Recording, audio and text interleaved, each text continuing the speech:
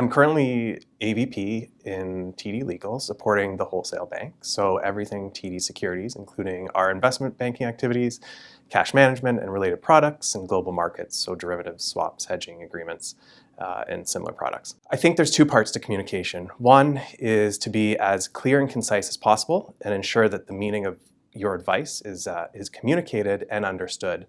The other part of communicating, which I think is a little bit more difficult and is certainly a skill we all work at, is active listening. Communication is a two-way street. Not only are you conveying a message, but you actually have to hear what your business or your client what your business or client's objective and strategy may be, and be able to understand that and react to that. I find my role very meaningful. There's both a personal element to that in the sense that it's interesting and dynamic, and I'm challenged every day, and I certainly enjoy going to work and working through the problems that I'm faced with every day. And that really keeps you going on a day-to-day basis. But there's also meaning to the practice of law in general. I'm fortunate enough to work in an organization which I think is doing a lot of wonderful things, both for its customers and for the community.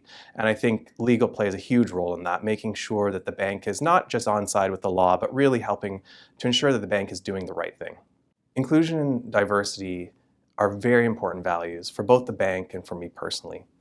I've been involved in inclusion and diversity for many years. Starting out in a big Bay Street law firm, I certainly saw an opportunity to help create a more inclusive environment. I think it's both a business imperative and it's important for our employee culture and our customer culture.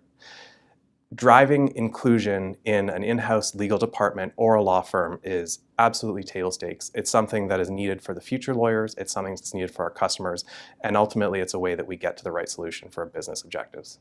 The TD Legal Department is currently undertaking an exercise to look at our department and determine whether we are truly an inclusive place to work.